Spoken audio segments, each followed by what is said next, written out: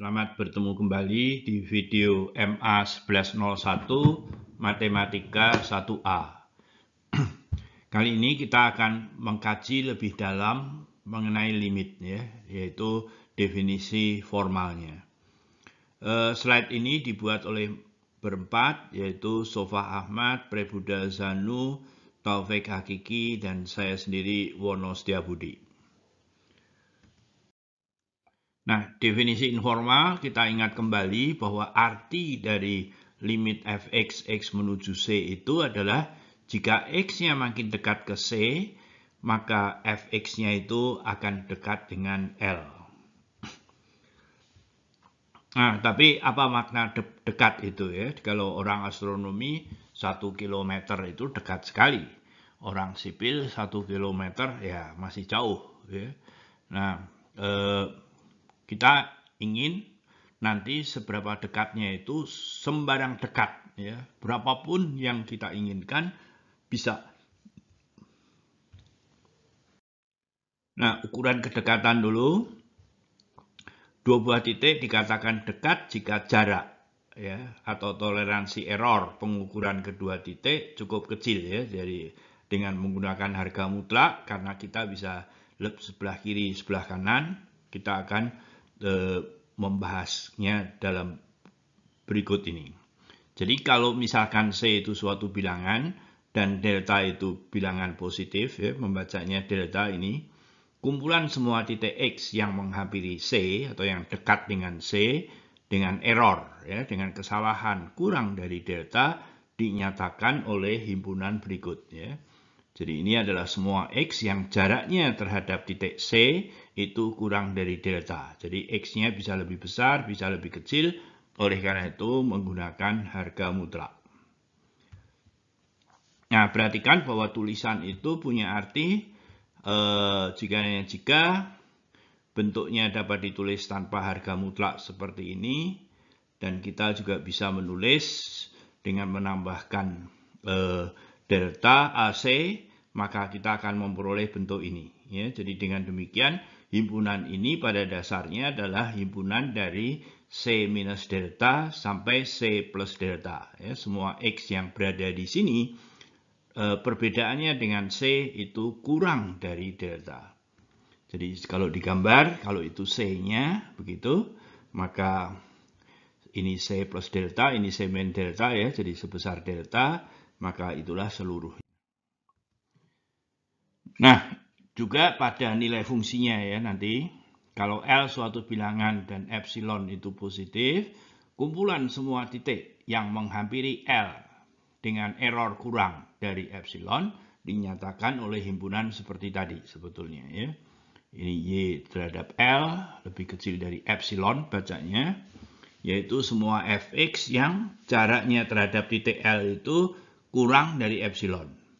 Seperti tadi, himpunan ini akan bisa ditulis sebagai interval buka dari L min kurangnya epsilon sampai L plus epsilon. Nah, secara gambarnya, kalau ini L, ini tambah epsilon, itu dikurangi epsilon, maka himpunan itu adalah berada di sini semua. Nah, jadi definisi limit masih sebagai pengantar ya. Jika X-nya dekat dengan C, mengakibatkan Fx-nya dekat dengan L. Nah, dapat ditulis sebagai jika X-nya dekat dengan C, dengan toleransi kurang dari delta, maka nilai Fx itu dekat dengan L dengan toleransi epsilon. Seberapa dekatkah yang dimaksud pada definisi limit itu? Jadi maksudnya bagaimana dengan epsilonnya dan delta ya. Nah, dengan kata lain, berapa besar delta dan epsilon yang dikehendaki? Apakah ada hubungannya antara delta dan epsilon ini? Nah, untuk dapat mengatakan limit fx sama dengan L, yang diinginkan adalah berapapun juga toleransi epsilon, pengukuran L oleh perbedaan oleh fx itu selalu dapat terjadi. Ya, jadi di sini formalnya untuk setiap epsilon, seberapapun kecilnya, terdapat delta yang bergantung pada epsilon, ya, kita selalu dapat menentukan lebarnya delta pada pengukuran C, sehingga kalau X-nya menghampiri C dengan error kurang dari delta, ini bisa ditulis seperti ini, ya kan?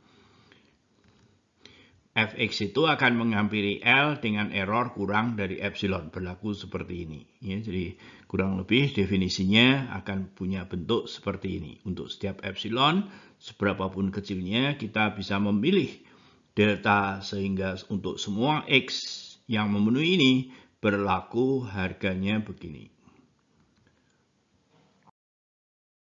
Definisi formalnya, definisi limit, misalkan I suatu interval buka dan C itu anggota I. Misalkan pula F itu merupakan fungsi yang terdefinisi pada I, kecuali mungkin di C F itu tidak memiliki nilai. Nah, arti dari limit Fx x menuju C sama dengan L adalah berapapun epsilon yang kita pilih. Untuk setiap epsilon positif, selalu kita bisa memilih bilangan delta, sehingga untuk setiap X di daerah definisinya, dalam hal ini I, ya, dengan bentuk seperti ini, jadi artinya deltanya cukup dipilih yang kecil saja, sehingga seluruh himpunan ini masuk di I, maka berlaku nilai Fx min L itu lebih kecil dari epsilon.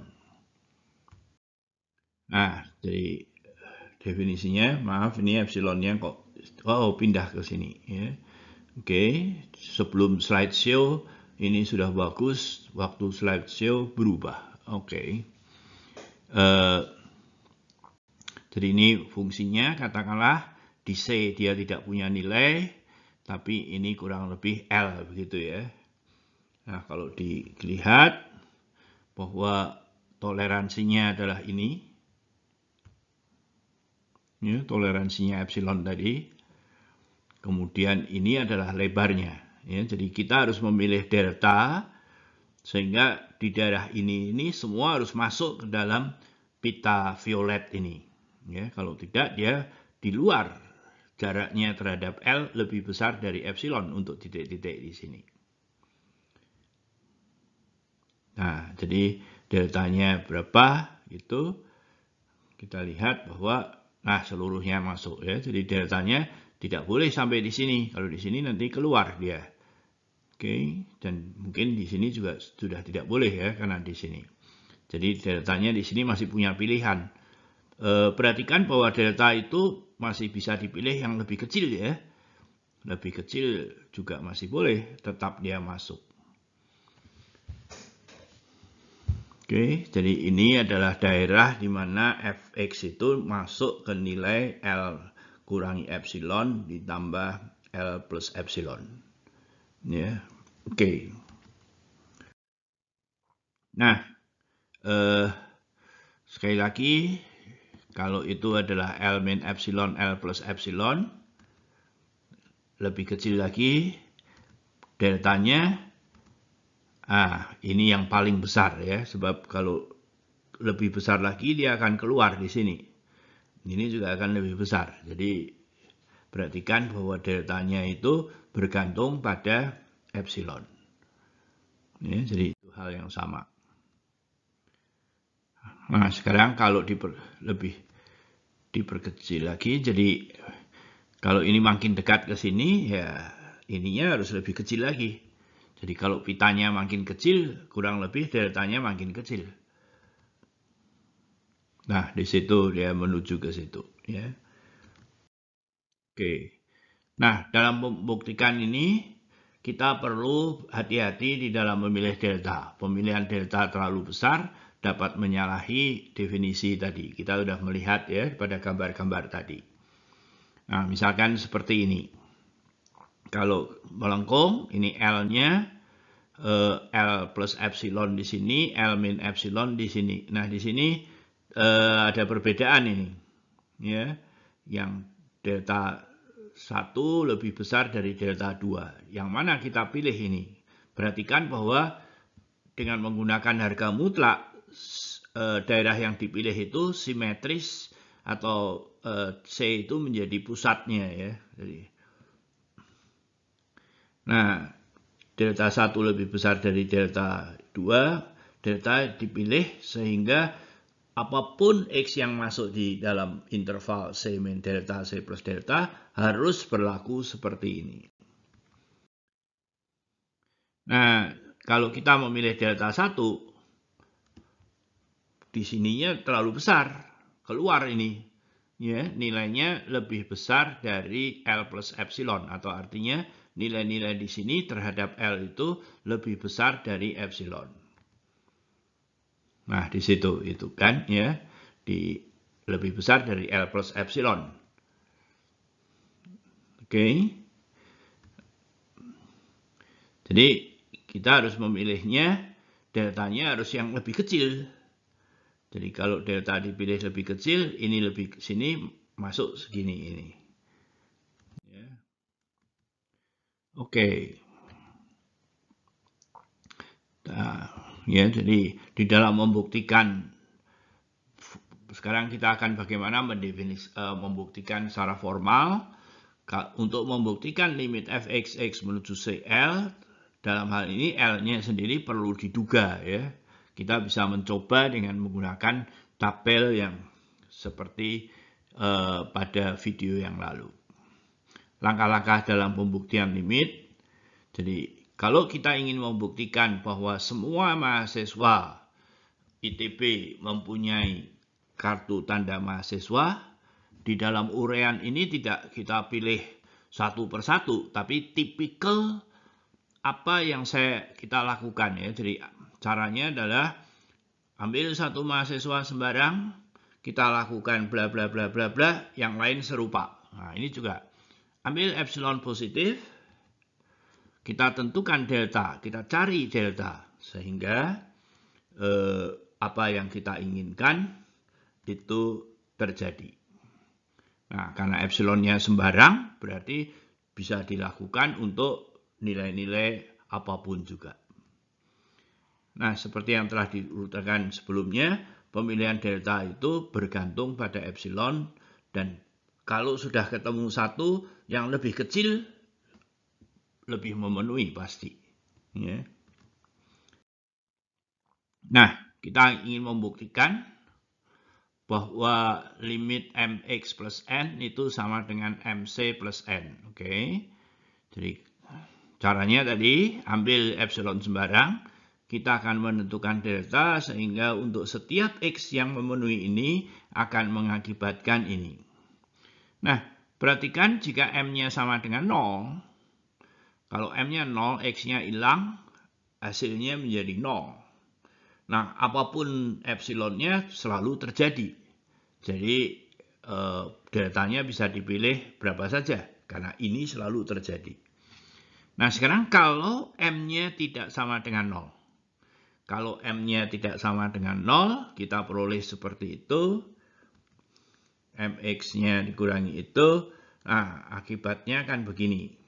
Jadi, kalau X min C itu nanti harus lebih kecil dari delta, ya, M begini, ini harus lebih kecil dari epsilon, ya, nah, lebih kecil dari epsilon. Jadi epsilonnya pilihlah lebih sama dengan epsilon berharga mutlak M. Oke, ingat kalau epsilon sudah diambil, sudah berubah nilai, ya, tetapi nilainya boleh berapa saja. Jadi di sini berlaku untuk epsilon sama dengan 1, setengah, sepertiga, seperempat, dan seterusnya. Sehingga untuk setiap X berlaku seperti yang kita lakukan tadi. Oke, ya, jadi ya pada akhirnya kita sudah memiliki bentuk itu. Oke, ya, jadi ini lebih kecil epsilon, ya. Nah, kita ingin membuktikan bahwa limit dari akar X, X-nya menuju C, sama dengan akar C kalau C-nya positif. Nah, seperti biasa, ambil epsilon positif, akan dicari delta sehingga berlaku begini. Ya, maka ini, oke. Nah, perhatikan bahwa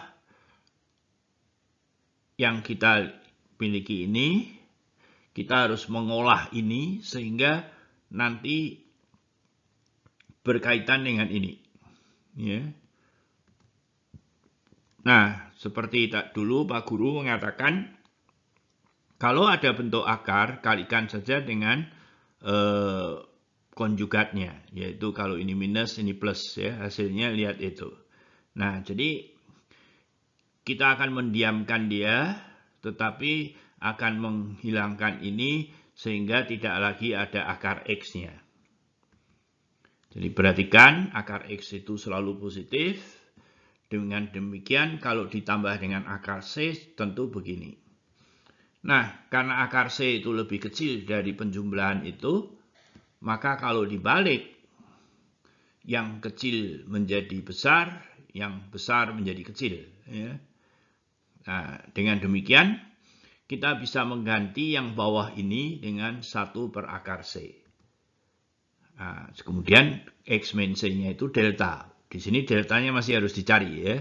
Tetapi seperti variabel tak diketahui, anggap saja itu sebagai suatu delta.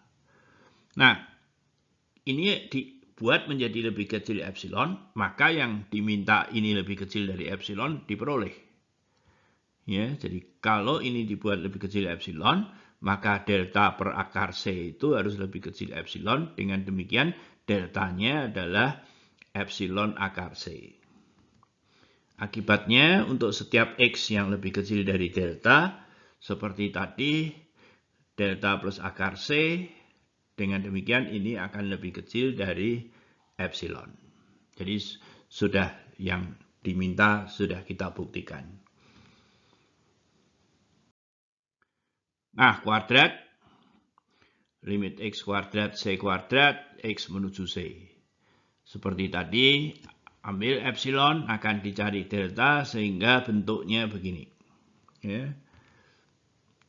Perhatikan bahwa X kuadrat min C kuadrat itu bisa ditulis begini. Nah, kita akan menguraikan menjadi lebih kecil, sehingga X min C-nya itu harus tetap. Tetapi X plus C itu bisa kita taksir dengan suatu bilangan kalau X-nya itu cukup dekat dengan C.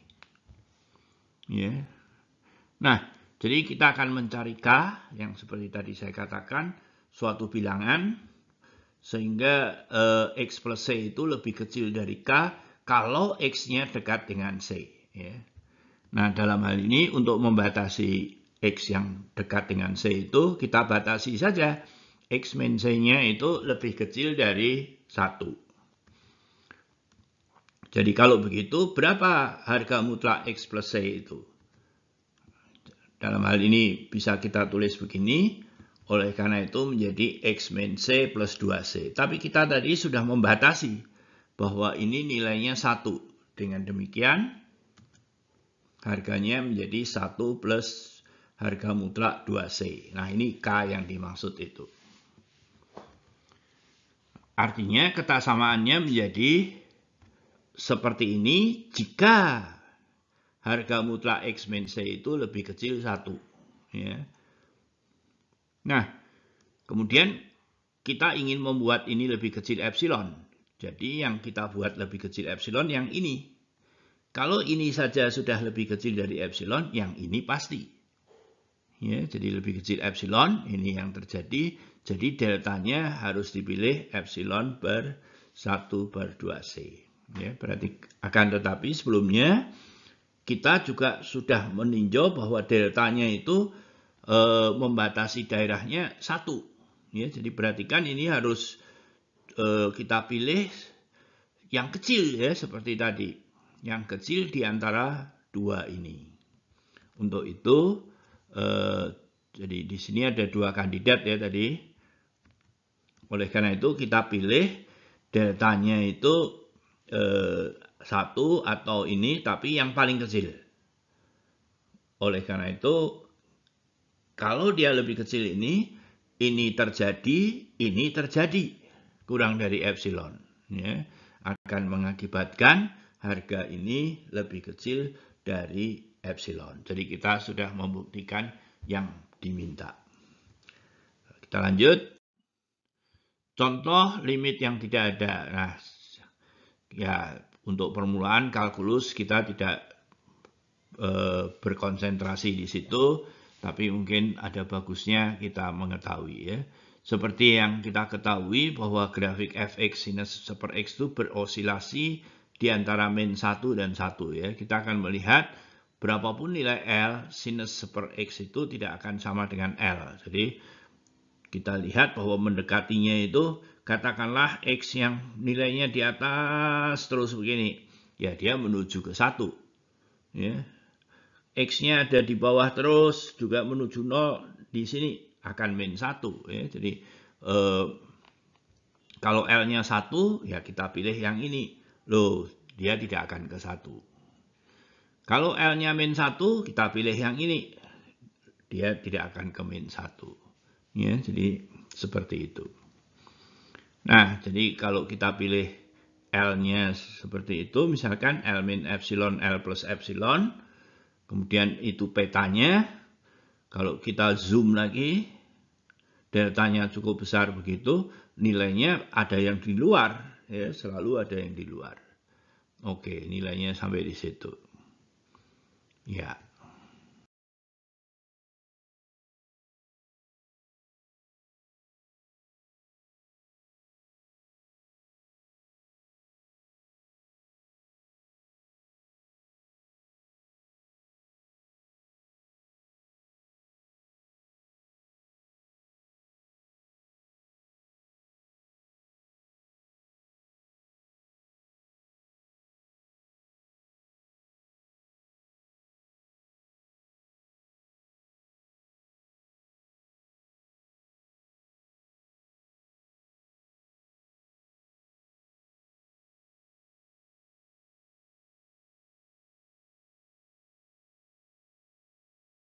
Limit satu arah yang sebelah kiri saja.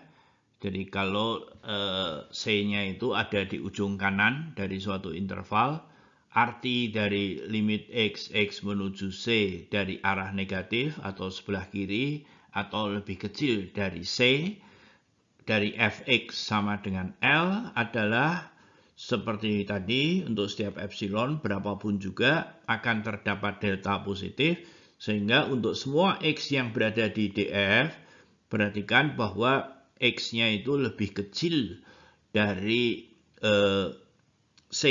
Ya.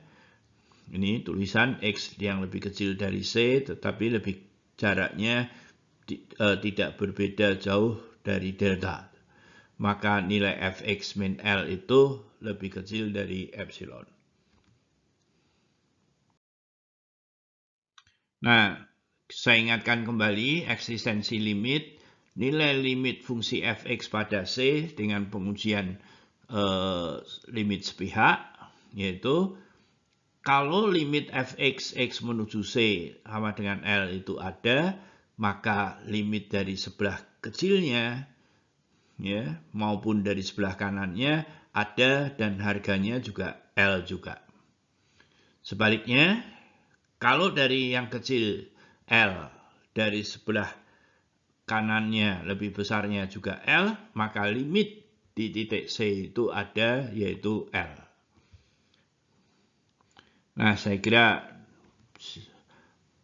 silahkan diuji pemahaman Anda untuk mengerjakan soal-soal ini.